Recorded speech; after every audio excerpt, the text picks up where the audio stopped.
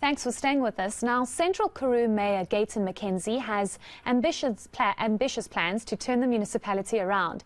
He's marking his 100 days in office. There's been much made of his hands-on approach to service delivery on social media. Our reporter Govan Whittles is in the Central Karoo and joins me now.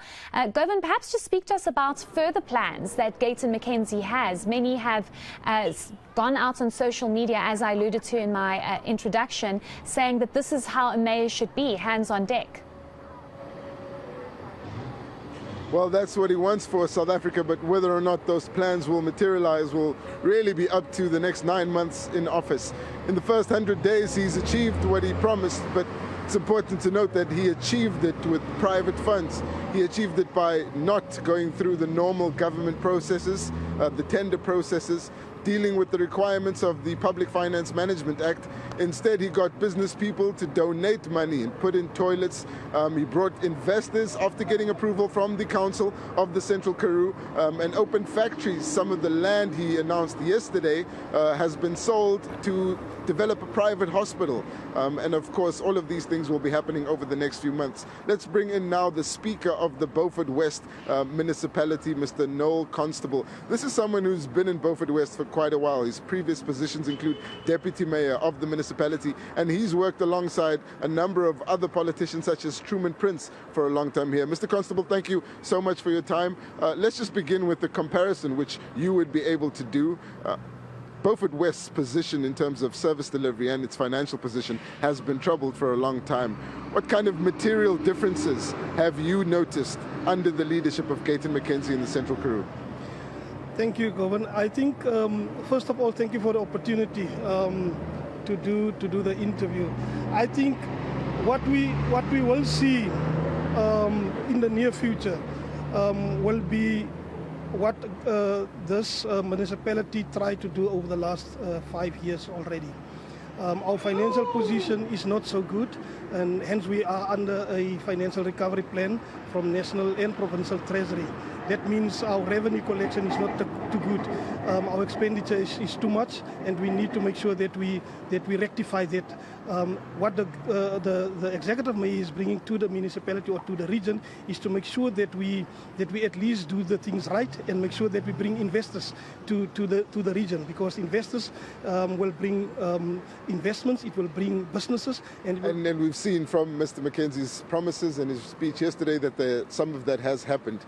What needs to happen for the people to get better access to electricity and water? Because those are the two problems which seem to be dominating the residential areas of this community.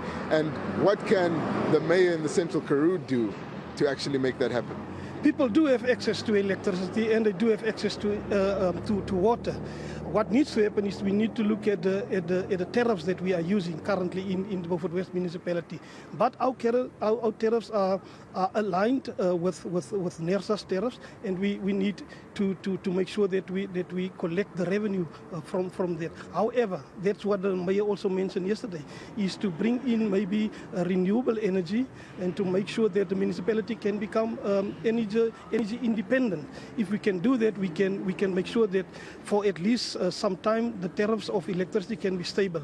Mr. Constable, I'd just like to draw on your experience again here in Beaufort West and do a few comparisons.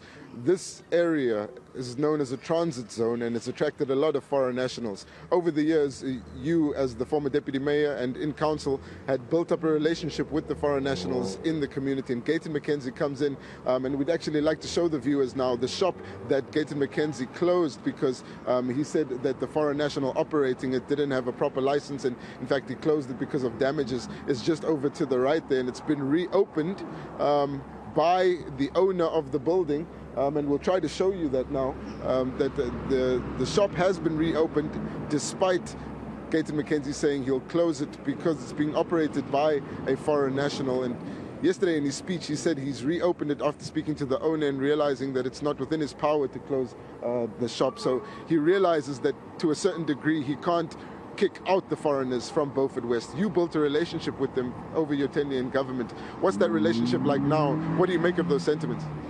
Look, the mayor have another approach when it comes to foreign nationals. We have another approach, but I think the mayor's focus is on the illegal foreigners, not all foreigners. So when you're illegal, then that is where he zoomed in. What our thing is we as a municipality, our policies are correct.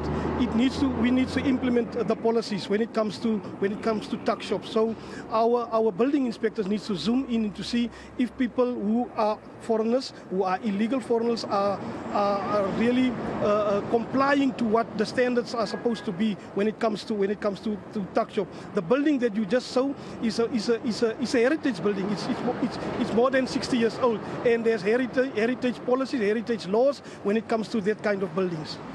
The economy in Beaufort West and in the Central Karoo is right now dominated by agriculture, farming of sheep, of animals, and Gayton Mckenzie's future for this area is mining of uranium and also fracking gas.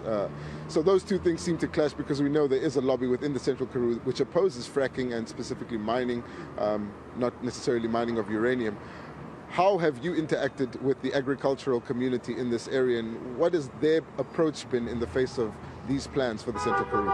Look, from a council perspective, the previous councils already approved fracking. They said they will support it because it will bring much job opportunities and economic spin-offs to the Central Karoo and to the Beaufort West municipality. However, it needs the new council needs to see what they're going to do. On the 28th of July this month, we will engage Water Affairs, Department of Water Affairs. They will come to Beaufort West, and there will be a public participation process in the youth hub, Manankosi Youth Hub. So do you anticipate opposition to the plans for mining in this area which is dominated by farming? There is definitely opposition, and there's definitely people for that. So yeah, we will. How are you going to handle it?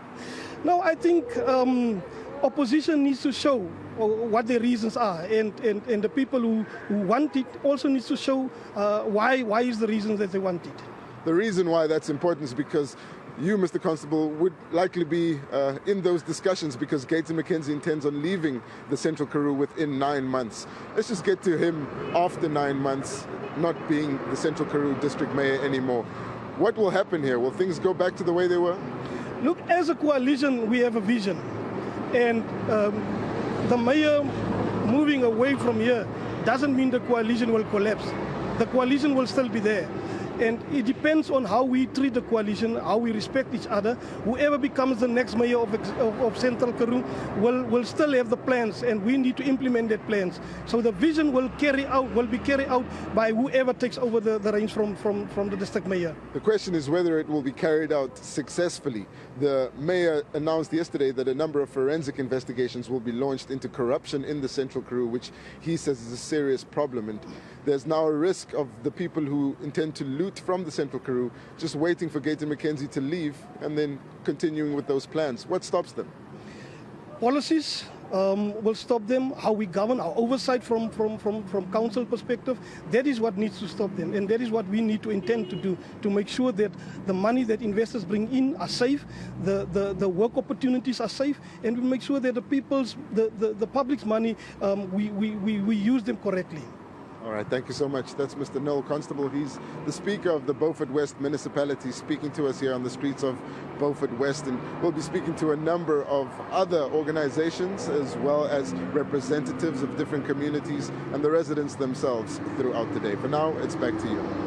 Thanks so much for that comprehensive update, Govan. We'll definitely be checking in with you a little later on. A very interesting concept there, and hopefully it will yield the necessary results, because at the end of the day, citizens just want service delivery and want government officials to get the work done, even if it means the mayors doing the work themselves.